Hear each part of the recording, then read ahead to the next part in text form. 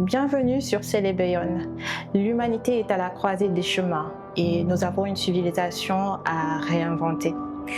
Face aux bouleversements économiques, politiques, sociaux, culturels et surtout technologiques, une question s'impose. Quel rôle, quelle responsabilité pour l'Afrique dans la construction d'un avenir où le vivant reste au centre? C'est tout l'enjeu de ce Célébéon qui est un espace d'échange, de réflexion où, avec nos invités, nous tentons d'éclairer le chemin, de tisser des savoirs et justement de créer cette société digitale ancrée dans nos réalités et portée par nos valeurs. Pour ce numéro, nous allons repenser la transformation digitale du Sénégal avec notre invité, M. Ibrahima Nourdine Diagne, administrateur général de Gaïndé 2000, écrivain, auteur de La Parole des Silences. Il est également membre du Conseil national du numérique du Sénégal. Donc, il nous aidera à comprendre mieux les défis de notre administration face à l'urgence de se réinventer pour mieux servir les citoyens. Donc, comment changer la donne dans les 5 ans à venir? Je pense qu'il a la recette, en tout cas, grâce au New Deal technologique. Et quel chemin pour un numérique utile et efficace pour le Sénégalais? Un immense merci à M. Diagne de nous accueillir dans ce lieu emblématique Gaïndé 2000. Nous allons démarrer tout de suite peut-être avec 2 scénarios que je compte vous présenter. Donc c'est des scénarios, on va dire, non souhaitables pour le Sénégal. On va commencer par le non souhaitable pour peut-être arriver à la fin pour des scénarios plus heureux. Imaginons que nous sommes en 2030 et que aucun service n'a évolué. Le citoyen doit toujours se déplacer pour obtenir un papier, un état civil. Le numérique est dispersé, donc le pays stagne, les mêmes blocages persistent et la transformation digitale reste toujours un rêve, un vœu. Le deuxième scénario, nous avons des solutions clés en main étrangères qui ont été achetées sans véritable appropriation et qui nous ont été imposées, on va dire, par les organisations internationales comme d'habitude et qui nous disent il faut suivre le rythme et nous vous imposons ces solutions. Est-ce que ces 2 scénarios sont possibles, Monsieur Diagne? Merci beaucoup d'abord de l'invitation. C'est une excellente approche que vous avez en posant 2 scénarios antagonistes et dont aucune n'est souhaitable. Et donc ça interpelle tout le monde sur la stagnation. Lorsqu'on ne bouge pas, on se fait avaler par ce qui bouge et nous sommes peut-être soumis à ces 2 risques-là. Avoir des solutions que nous n'avons pas choisies, c'est l'histoire du pays depuis 60 ans. N'avoir aucune solution aussi, c'est l'histoire du pays depuis 60 ans. Donc nous sommes obligés d'être dans une dynamique de mouvement parce que ce dont il s'agit, c'est des sujets qui sont à notre portée. Aujourd'hui, prendre l'outil numérique et le rendre au service de la productivité des entreprises, au service du confort des citoyens, au service de la transparence de la gouvernance, c'est des éléments qui sont largement à notre portée. Pourquoi nous n'avons pas la culture justement de pouvoir nous-mêmes imaginer nos solutions sans qu'elles ressemblent à celles des autres? C'est parce que nous avons longtemps été conditionnés dans un mode où les solutions nous sont proposées et nous, notre rôle, c'est de les accepter.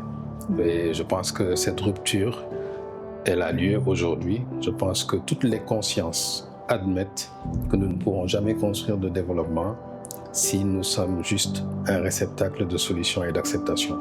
Nous devons être aujourd'hui une force de construction pour résoudre les problèmes qui se posent à nous. Ce n'est pas les mêmes. Le problème d'un extrait de naissance au Sénégal ou dans un village n'est pas celui de l'Allemagne ou du Japon. Donc, il faut que nous osions construire des solutions qui sont adaptées à la fois à nos réalités sociales, nos réalités économiques et également la capacité d'utilisation de nos populations. Donc, les 2 scénarios que vous avez présentés, ils font peur parce que justement, ils sont réalistes. Et donc, pour moi, c'est une invite à la dynamique. Il faut bouger. On ne peut pas rester en imaginant que les choses se feront tout seuls. Et on ne peut pas non plus se dire qu'on a le temps. 5 ans, c'est court et c'est long en même temps. Ouais, c'est long parce qu'on a l'impression que le temps s'accélère de plus en plus avec tout ce qui s'est passé depuis, comme évolution en tout cas depuis l'arrivée de l'intelligence artificielle. On se dit que bon, vraiment on n'a plus le temps, il faut y aller. Et justement, je pense qu'on a des exemples aussi de réussis de transformation et notamment l'exemple de Gaindé 2000. Nous, à l'époque, à l'école, en tout cas, on nous a bassiné d'exemples venant d'ailleurs, des GAFAM, Steve Jobs, on en a entendu parler, Mark Zuckerberg de Facebook, mais on ne nous parle pas de Gaindé 2000. Et je pense que c'est une très belle histoire, en tout cas, en lisant votre livre, on découvre vraiment l'histoire qui est derrière. Et voilà, selon vous, qu'est-ce qui a rendu Gaindé 2000 possible? En tout cas, après lecture, je vois que c'est une question d'humain, d'homme, qui était là, qui fut très visionnaire. Mais déjà, vous, en 2000, vous avez 30 ans. Est-ce que vous avez déjà conscience de l'impact que vous allez avoir, en tout cas, dans l'évolution de votre pays? Et étiez-vous déjà conscient de ce que vous étiez en train de faire? Parlez-nous de... Alors, vous avez dit ce qui a rendu possible, j'allais vous dire c'est le rêve. Mais quand on rêve, on perd la conscience. Ça veut dire qu'on n'est pas conscient des risques, on est conscient de rien. Et c'est ça qui a animé en fait le démarrage. Et c'est le rêve d'une femme parce que c'est elle qui a porté le projet depuis le milieu des années 90. Mais un rêve, voilà, de dire que je veux une chose, elle n'existe pas et je chercherai à faire à ce qu'elle puisse exister. Donc elle est partie de rien et vous avez vu, je ne vais pas vous faire un résumé de l'ouvrage, mais vous avez vu qu'elle a su à travers le rêve transmettre à une génération de jeunes que nous étions à l'époque ce rêve. Parce qu'un rêve, lorsqu'on est seul dans un rêve, le rêve ne sert pas à grand chose. Il faut être capable de partager le rêve. Donc la première chose, c'est de rêver. La deuxième, c'est de partager son rêve. Et une fois qu'on a partagé son rêve, il faut beaucoup de détermination. Parce qu'en fait, il y a toujours plus d'obstacles que de facilités dans la vie courante ou dans toute chose. Et donc, si on se décourage au fil des obstacles, on finit par abandonner. Alors que tous les combats se gagnent, mais ils se gagnent dans le temps et avec la détermination. Donc, ça a été le deuxième facteur. Le troisième, c'est le leadership. Ça veut dire être capable d'entraîner. Le leadership, souvent, on pense que c'est le sens du commandement. Non, le leadership, c'est le sens de l'entraînement. Comment entraîner un mouvement à la faveur d'un résultat, pas à la faveur de sa personne. Et c'est pas évident, mais une fois que ça prend, c'est plus facile. Et donc, c'est tous ces concours de circonstances qui ont été favorables au début des années 2000. Et c'est ça qui a permis au rêve de Gaindé 2000 d'être une réalité, reconnue au Sénégal, mais surtout reconnue à l'international, parce qu'on a tendance à oublier que c'est un registre sur lequel le Sénégal fait partie des premiers pays au monde à avoir mis en place une telle plateforme. Et c'est toujours un motif de satisfaction de voir que voilà, on est venu, on a vu notre problème, on a réfléchi sur la manière de le résoudre, on l'a résolu. De grands pays européens en 2025 n'ont pas encore ces solutions que nous avons mises en place au Sénégal. Et donc ça veut dire que dans tous les domaines, ce n'est pas que dans celui-là où on décide d'être excellent, nous avons la matière pour arriver au résultat souhaité. Si en tout cas, étiez-vous conscient de ce que vous étiez en train de faire? C'est le rêve qui avait anesthésié la conscience. Et c'est vrai qu'aujourd'hui, avec le recul, je me rends compte que quand on rêve, en fait, il y a des concours de circonstances qui sont favorables qui arrivent. Aujourd'hui, on ne peut pas répéter le rêve. Si vous me ramenez à mes 30 ans et en 2000, avec le même challenge, je ne l'aurais pas réalisé. Parce que les conditions, les concours de circonstances sont toujours déterminants dans chaque réussite, si je peux utiliser ce mot-là. Par contre, peut-être que j'aurais réussi autre chose que sur quoi j'aurais échoué aujourd'hui. En tout cas, c'est très passionnant et ça nous montre qu'on en est capable et justement, c'est ce qui rend frustrant aussi notre situation quand on voit même beaucoup de pays à côté de chez nous qui réussissent quand même certaines avancées. Je pense à la Mauritanie, je pense à d'autres pays, en tout cas le Bénin aussi, qui est aujourd'hui exemplaire. S'il fallait faire un diagnostic de l'état de la transformation digitale du Sénégal, Que diriez-vous? C'est-à-dire que qu'est-ce qui rend la situation très... Qu'est-ce qui bloque en fait? Parce que c'est comme si on a une situation héritée depuis 1960. Vous avez eu la chance de traverser plusieurs régimes aussi. Depuis avant, donc c'était avant 2000, on avait le Parti socialiste, puis le PDS, puis on a eu la paire. Puis aujourd'hui, on ressent quand même ce changement. Mais qu'est-ce qu'il ne faut pas perdre de vue et pourquoi, avec toutes ces potentialités que nous venons de citer, notamment les grands champions internationaux, Gaïndé 2000 est un champion international, Orange Sénégal également. Donc, qu'est-ce qui bloque et si vous devriez faire un diagnostic en tout cas de la situation, quelle serait-elle? Alors, c'est une bonne question parce que ce que nous avons réussi à faire avant 2000, donc avec le rêve de la femme dont je vous ai parlé, qui était directrice du commerce extérieur, ça relevait d'un alignement. C'est-à-dire, aujourd'hui, une volonté politique qui est déclarée, c'est déjà très bien. Ensuite, traduire cette volonté politique en stratégie ou en politique, c'est encore mieux. Et ensuite, avoir le dispositif organisationnel pour dérouler. Ça, cet alignement-là, nous l'avions avant les années 2000. Hein. Nous l'avions parce que le régime socialiste, dans la dernière partie de son magistère, avait compris, à l'époque on ne parlait pas de digital, on parlait plus d'informatique, était un facteur qui pouvait accélérer la résolution de tous les problèmes que nous avions. Et ensuite, cette volonté politique est restée très forte pendant le régime libéral, mais avec aucune articulation, donc très difficile de délivrer. Ça veut dire qu'il y avait cette volonté, il y avait des organisations qu'il fallait, mais il n'y avait pas cette impulsion qu'il fallait. Et ça nous a poursuivis jusqu'à maintenant. Il n'y a jamais eu un alignement parfait entre la volonté politique et les dispositifs qu'il faut pour dérouler et mettre en place les choses. Un autre facteur qu'il est important de souligner, c'est que nos amis partenaires au développement aussi viennent avec des solutions clés en main, des réflexions qui ne sont pas abouties, et nous prenons en fait leur financement pour financer en fait des initiatives qui n'aboutissent pas ou qui aboutissent à leurs propres indicateurs et non pas à ce qu'il nous faut. Donc beaucoup de choses ont été inaugurées, vues à la télé et ne fonctionnent pas. Parce que nous étions dans cette culture de si vous me financez, je fabrique. En fait, mais si vous avez fabriqué des briques, c'est pour ensuite fabriquer des maisons. Mais nous, on s'arrête aux briques et tout le monde est content, tout le monde applaudit. Et finalement, personne ne construit la maison et on redouble de cycle en cycle. Alors aujourd'hui, peut-être ce qui est important de dire, parce qu'on a le contexte d'un nouveau régime, c'est surtout de ne pas rester dans cette logique de dire il faut délivrer. Délivrer, c'est une chose, mais il faut opérationnaliser. Et là, il y a plusieurs facteurs qui nous gangrènent.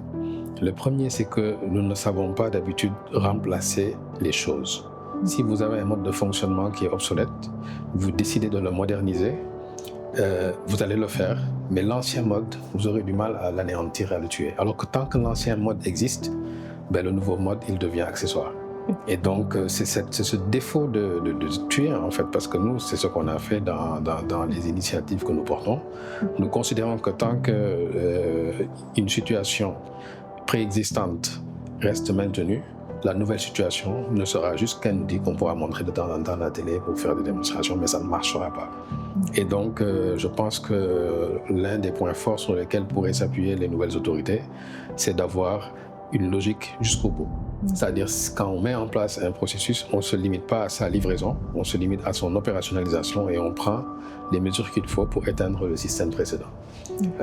En 2025, si vous voulez porter plainte à la police, vous devez marcher, faire de la queue, remplir un registre, etc. Alors que depuis combien d'années on est capable d'utiliser des outils pour le faire? Mais c'est parce que c'est des sauts que nous ne pouvons pas faire. Aujourd'hui, c'est sûr qu'il y a des plateformes qui ont été développées, mais qui sont gardées quelque part, parce qu'on a trouvé toutes les contraintes de ne pas changer le système. Alors ça demande vraiment un 360 et c'est nécessaire. Et ce 360, est-ce que ça signifie une refonte totale de notre administration? Parce que aussi il s'agit de cela. C'est des métiers qui doivent se transformer, c'est des cadres qui doivent peut-être c'est des métiers qui seront supprimés même. Voilà. À terme, ça veut dire que la qualité de service a un prix, a un coût aussi. Alors aujourd'hui, vous avez parfaitement raison de dire, est-ce qu'avec une administration telle qu'elle existe, si on fait de la digitalisation, est-ce qu'on gagne en performance? Très modestement, presque pas. Et en coût, on risque d'avoir le coût de l'existant, plus le coût du digital. Donc ça demande une transformation. Mais puisque cette transformation est destinée à générer de la performance, cette performance, les gens doivent la payer. Donc ça permettra d'améliorer les conditions du service public, de ceux qui travaillent pour le service public, et en même temps d'améliorer la qualité du service public. Maintenant, il y a la culture de dire que le service public doit être gratuit et accessible. Oui. Et qu'avoir deux régimes, un régime accéléré payant, un régime traditionnel non payant, ça ne correspond pas à la culture que nous avons de notre État. Mais vous savez, des fois, il y a des papiers administratifs qui ont une valeur importante économique pour ceux qui sont en train de chercher cette valeur-là. Et ils sont prêts à payer le prix pour l'avoir rapidement.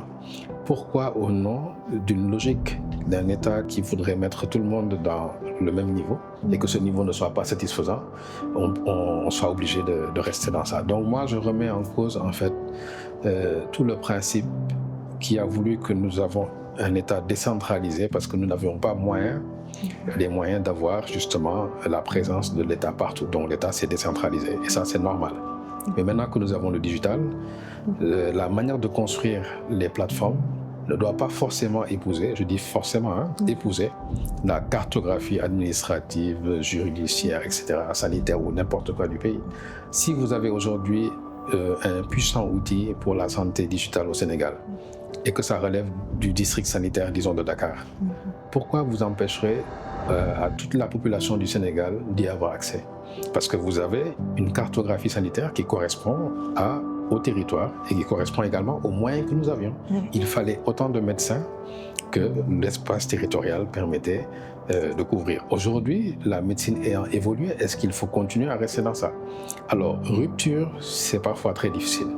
Mais évolution contrôlée, il faut le faire. Parce qu'on n'a pas le choix. Si on ne le fait pas, en fait, on détruit la possibilité de la prochaine génération de s'épanouir.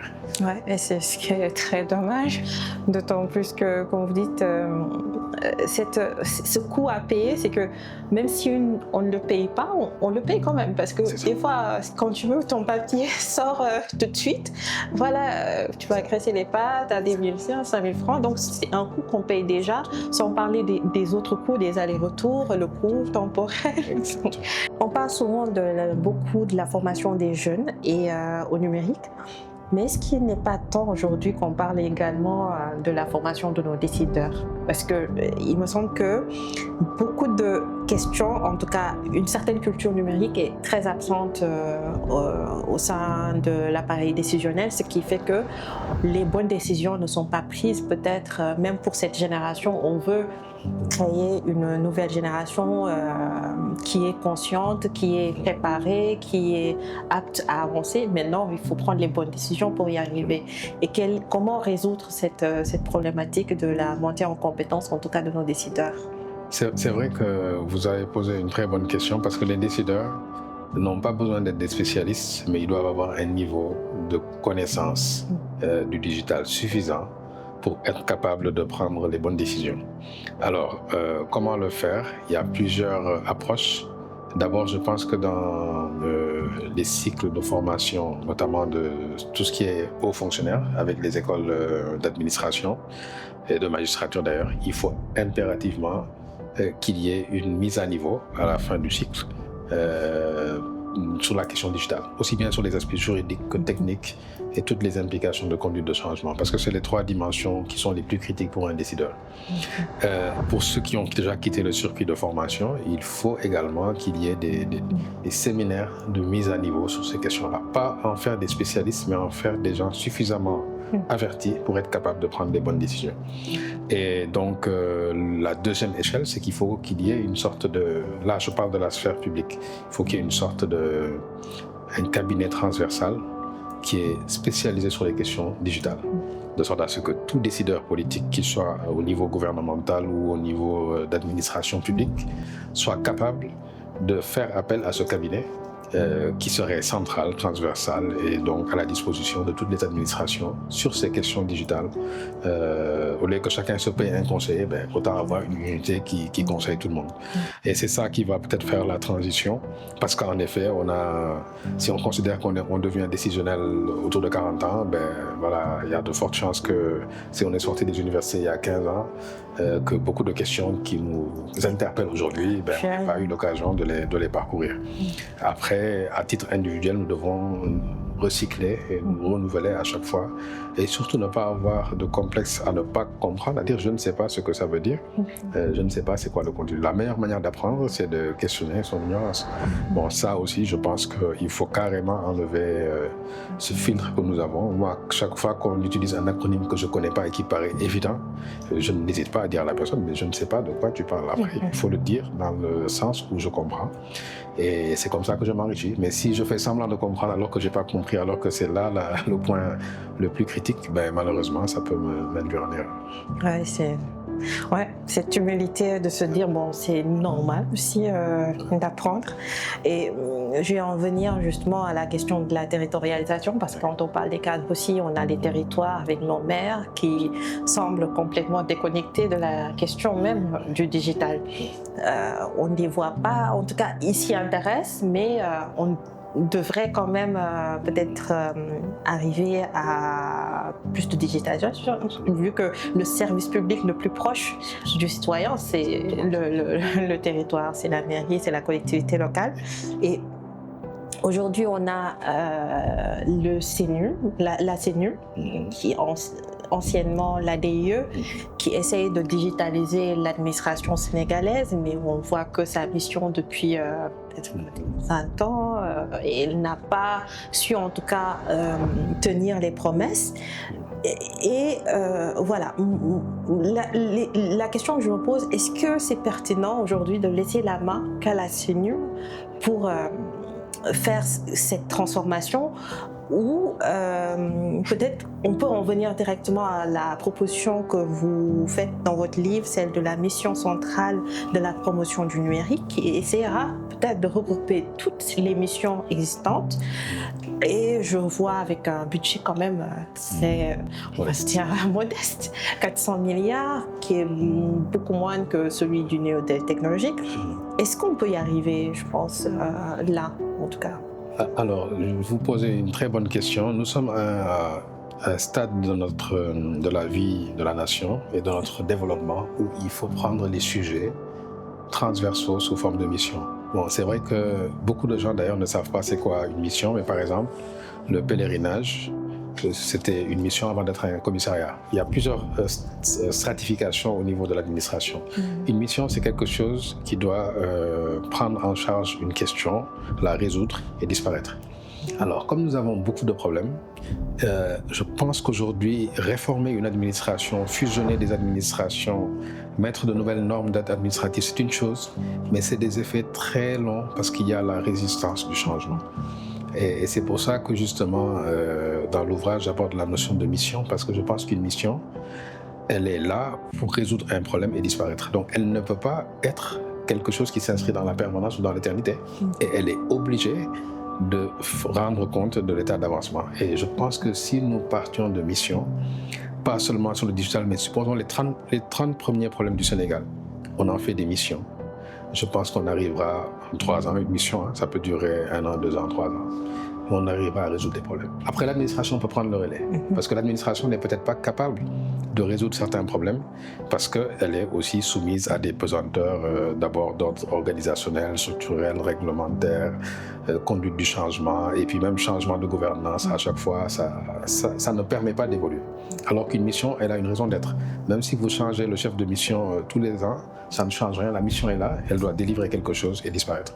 Donc voilà peut-être une forme de gouvernance que nous pourrions inventer, pas inventer parce qu'elle existe déjà, mais dont nous pourrions faire usage pour résoudre définitivement certaines questions et pousser vers le haut des problèmes. En tout cas, c'est une approche intéressante parce que toute la problématique, c'est celle de la gouvernance. On a plusieurs structures qui essayent de faire un peu la même chose. On ne sait même plus qui fait quoi et c'est hyper compliqué. Et dans un contexte où l'intelligence artificielle rencontre les neurosciences, donc c'est ça aussi le monde. On est dans un monde qui avance et on est dans ces réalités du monde. On a des défis qui s'accumulent, ils se multiplient tous les jours et le temps s'accélère. Dans ce monde qui nous pousse vraiment à choisir une voie, celle de la justice ou celle de l'injustice, celle qui nous pousse à être dépendants ou pas. On sait tous, les GAFAM, leurs objectifs, en tout cas, ce serait peut-être de maîtriser le monde. Ce ne serait plus aujourd'hui des nations qui vont nous dominer, mais ce serait peut-être des entités, des multimilliardaires du monde qui vont dire que, ok, moi je domine telle ou telle, colonise telle ou telle contrée. C'est ça, en tout cas, c'est ce qui se dessine et c'est la volonté en tout cas de certains. Est-ce que nous, le Sénégal, aujourd'hui, on est conscient de cette situation, en tout cas pour nos politiques publiques? J'ai l'impression en tout cas qu'il y a cette conscience dans la mesure où il y a la souveraineté qui est ligne conductrice en tout cas des politiques qui sont en train d'être mises en place, mais dans les actions qui sont mises en œuvre, est-ce que la capacité est là de pouvoir définir clairement voici ma stratégie et voici celle que je vais suivre, d'autant plus qu'on a des technologies émergentes qui redistribuent la carte et qui peuvent nous redonner la possibilité de tout dessiner à partir d'aujourd'hui, quoi. C'est un point très important et très intéressant parce qu'aujourd'hui, en matière de gouvernance toujours, on a les urgences. Et les urgences sont plus nombreuses que la capacité de gouvernance. Et ce qui fait que si on ne réorganise pas la manière de structurer la gouvernance, on ne pourra jamais faire les sauts dont vous parlez. Ça veut dire voir un sujet qui arrive, prendre de l'avance dessus, construire une réalité pour être capable d'en tirer profit. C'est des sujets qui vont être très difficiles parce qu'on sera toujours absorbé par des urgences. Après les inondations, ça va être autre chose, etc. Et le jeu politique également ne facilite pas la chose. Moi, j'accorderais une place très, très, très importante à la prospective. Parce que quand on est dans un carrefour où tout se redéfinit, et où on peut inventer de nouvelles forces pour pousser notre économie, c'est le moment où il faut vraiment qu'il y ait des personnes qui ferment les yeux sur le présent et qui ouvrent le regard uniquement sur l'avenir et qui font en sorte que même l'enseignement qu'on va réformer aujourd'hui, on le réforme, mais on n'est pas très, très plongé dans ce que nous voulons sortir. Parce que si on veut juste voir une vision dans 5 ans, c'est pas bon, il faut voir dans 50 ans ou dans 100 ans et mettre en place tous les mécanismes pour pouvoir faire des changements que nous vivons, une opportunité qui va produire de la valeur ajoutée. Et donc ça, c'est aussi avoir une gouvernance en termes de prospective qui est très en avance. Moi, j'aurais souhaité que ce soit une démarche africaine, parce que je me dis qu'un Sénégal tout seul qui s'imagine dans une galaxie différente de celle du continent, c'est pas mon rêve. Mon rêve serait que l'Afrique se réveille et qu'elle se dise que le prochain siècle est le mien. Et je dois m'arranger par tous les moyens pour que ce soit le mien. Et même quand je dis le mien, c'est pas de dire j'existe, c'est de dire j'existe et je domine. Parce qu'en fait, tout se fait dans le jeu de la domination. Ça ne veut pas dire que forcément on va dominer, mais quand vous allez dans une compétition de football, vous y allez pour gagner. Vous n'y allez pas pour dire bon, on est tous des amis, c'est les mêmes drapeaux et puis on y va juste pour jouer. Mais c'est comme ça aussi qu'on prépare une économie. Il faut se dire je veux dominer, même si ce n'est pas forcément l'idéologie qu'il y a derrière, mais vous voyez que si vous n'avez pas un idéal de dire je veux dominer, les autres auront un idéal de dire je vais vous dominer. Et vous avez parlé tantôt des GAFAM. Alors avant, c'est ce que les États pouvaient penser. Aujourd'hui, c'est des hommes, c'est des êtres humains qui ont cette velléité-là et qui peuvent même faire très mal parce que ça commence. Parce que si vous êtes conscient qu'aujourd'hui, ce que c'est certains GAFAM, ce qu'ils savent du comportement de nos populations, nos États ne le savent pas. Et que ce soit nos États au Sénégal ou en France ou partout. Donc ces gens-là peuvent influencer nos populations dans tous les sens qu'ils veulent. Parce que en fait, c'est des canaux qui se nourrissent. Hein. Vous rentrez dans un réseau, vous avez un intérêt, on vous fait un cheminement qui va conditionner votre manière de penser ou d'agir. Tout à fait. Donc voilà, je pense que Sénégal, oui, il faut le faire, la prospective c'est essentiel, mais je pense que l'Afrique perd vraiment du temps à ne pas encore aller plus loin, surtout dans ces questions d'avenir. Et pas seulement pour exister, mais pour être partie prenante de premier plan. Ouais. Et c'est ça, quoi. C'est l'Afrique qui doit réinventer le monde et oser dire qu'elle est capable de proposer quelque chose au monde et elle est capable parce qu'elle a sa jeunesse, elle a toute sa force aussi dans cela. Et même, c'est-à-dire que je dis l'Afrique a le dernier mot. Maintenant, ça dépend si on est conscient ou pas. Et aussi, peut-être quand le fait juste qu'on puisse considérer notre retard aussi comme une chance, parce que le retard aussi est des fois une chance, c'est-à-dire que quand on n'avance pas sur des technologies très avancées, c'est qu'on part avec un peu une page blanche et c'est une chance aussi. Exactement. Pour certains. C'est toujours ça. Je pense que c'est-à-dire il faut prendre sa situation toujours comme un atout. Comme un atout. Parce que en fait, il y a des efforts très lourds que nous n'avons pas déployés il y a 50 ans et qui aujourd'hui requièrent, tout à l'heure on parlait de nos téléphones versus les caméras analogiques. C'est ça. Donc aujourd'hui, ben voilà, si on avait investi sur beaucoup de choses qui coûtaient très cher et étaient très complexes, ben ça aurait réduit notre capacité aujourd'hui à migrer, à évoluer. Donc je pense que ça, ce n'est pas un problème. Et aujourd'hui, par contre, c'est de prendre conscience. Chaque pays peut faire des miracles, mais le continent lui-même, s'il n'a pas une logique très soudée, il ne pèsera pas. Nos pays peuvent être des exceptions, mais des exceptions mineures. Ouais. Il faut en être conscient. Donc, s'agissant de la gouvernance toujours du digital, j'en viens au Conseil national du numérique du Sénégal, dont vous êtes membre. Donc, je rappelle que c'est des membres bénévoles. Hein. Absolument, tout à fait. Donc, est-ce qu'aujourd'hui, on peut encore, parce que quand on regarde un peu la composition, on a des ingénieurs, on a des gens du secteur, on va dire. Est-ce qu'on peut penser ce digital uniquement entre ingénieurs ou faut-il désormais une approche plus transversale dans la mesure où dans le niveau du technologique on nous présente en tout cas une société à venir qui est digitale, c'est ce qui a été dit, on veut construire une société à l'horizon 2030, un Sénégal numérique, une société numérique. Donc, quand on parle de société, il y a les enjeux d'imaginaire, de culture et de sens qui aussi vont forcément contribuer. Est-ce qu'on peut voir d'autres membres comme des artistes, des chercheurs, des philosophes intégrer le Conseil national du numérique? Et aussi, parlez-nous un peu du Conseil national. Quels sont ses travaux? Est-ce qu'ils ont démarré ou voilà, une exclusivité? Peut-être juste vous dire que c'est aujourd'hui que j'ai reçu la note qui nomme officiellement les membres du Conseil du numérique. D'accord. Donc ça veut dire que nous n'avions pas commencé à travailler, c'était annoncé mais ce n'était pas encore mis en œuvre. Là maintenant c'est mis en œuvre.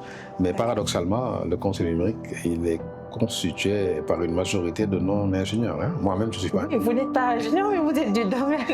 Il y a le milieu culturel, il y a le milieu artistique, il y a le milieu journalistique. Oui. Donc, il y a quand même une bonne moitié qui ne sont pas des techniciens purs et durs. Mais qu'à cela ne tienne, le rôle du conseil, il sera sans doute exposé lorsque le conseil sera installé, parce que là, maintenant, les membres sont nommés, mais il faut installer le conseil. Ce sera toujours d'être un trait d'union entre tout ce qui est besoin autour de la société et les acteurs du Conseil national du numérique. Comme je disais, il y aura plusieurs sujets qui devront être traités et ces sujets-là ne seront pas traités uniquement entre membres du Conseil. D'accord. Ils seront traités entre membres des acteurs concernés par les sujets sur lesquels les travaux vont porter. Donc, quelque part, le nombre et les personnes qui composent le Conseil n'est pas une limitation des compétences qui vont être engagées dans la résolution des problèmes, dans la conception des solutions. Donc c'est totalement inclusif parce que c'est juste un nombre limité mais qui doit agir avec les écosystèmes qui sont tout autour des questions qui vont être abordées. Donc c'est vrai que beaucoup de gens à un moment ont imaginé que voilà, tout ce qui n'était pas dans le conseil, leur idée et leur implication n'étaient pas importantes, mais non, en réalité il n'en est rien, c'est vraiment un instrument où les acteurs qui vont conseiller, parce que c'est ça le rôle du conseil, et le gouvernement vont tous s'accrocher aux écosystèmes. Par exemple, quand il s'agira de parler de FinTech, c'est tout le secteur de la FinTech. Quand il s'agira de parler de culture, c'est tout le secteur de la culture, etc. Donc il n'y a pas de limitation par personne. C'est vraiment un outil inclusif, je pense. Et bon, je ne peux pas en dire plus puisque il n'est pas encore installé, mais c'est ça la vocation. D'accord. Alors, donc nous arrivons peut-être à la dernière partie de notre entretien et on va se projeter maintenant peut-être dans un futur beaucoup plus souhaitable pour finir sur des notes positives. Donc, dans votre livre, vous proposez une utopie, celle du Néo-Sénégal. Également, vous y partagez beaucoup de scénarios qui sont clairs, prospectifs, si on veut y arriver, ce qu'il faudrait faire. Et déjà, dans un pays sans problème, 1000 solutions, ce qui est réel. On a 100 problèmes et à côté, on a 1000 solutions, donc les solutions existent. Comment... En tout cas, vous nous dites que déjà en 2027, il faudrait que, par exemple, l'identité digitale soit effective pour tous les citoyens, toutes les personnes, les organisations et les ménages. Deuxième chose, vous parlez de défiscalisation, par exemple, des salaires des experts digitaux. Est-ce que vous pouvez là déjà nous partager un scénario plutôt positif dans 5 ans ou 10 ans peut-être, dans le Sénégal avec une société digitale bien construite, et quel serait le chemin à prendre en résumé voilà. Un axe aussi intéressant, c'est d'abord celui des compétences. Est-ce qu'on a assez de compétences au Sénégal? Il y a la compétition sur les ressources, la compétition elle est internationale.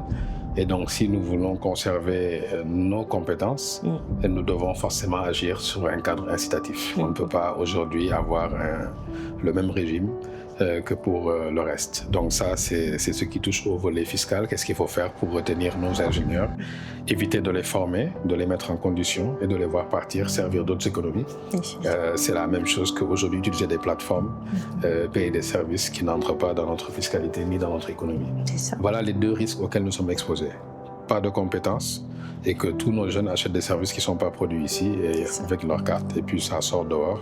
Il n'y a ni fiscalité ni retour économique. Et donc pour éviter ces 2 travers, il faut être stratégique.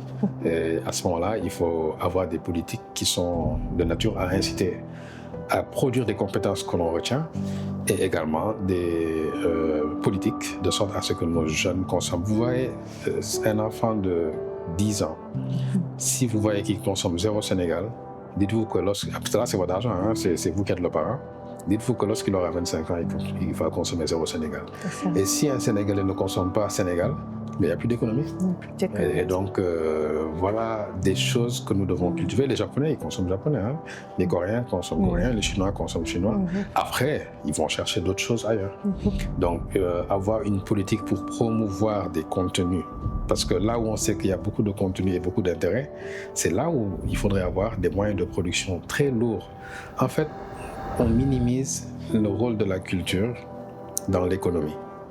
Mais tout part de la culture. Si aujourd'hui nos jeunes sont totalement décorrélés de notre culture et qu'il n'y a pas de production massive pour satisfaire leurs besoins en divertissement par rapport à des choses qui relèvent de notre culture, demain ils seront extravertis. Et c'est ce combat-là que nous devons mener. Encore une fois, je dis, à l'échelle africaine, c'est encore beaucoup plus facile qu'à l'échelle sénégalaise.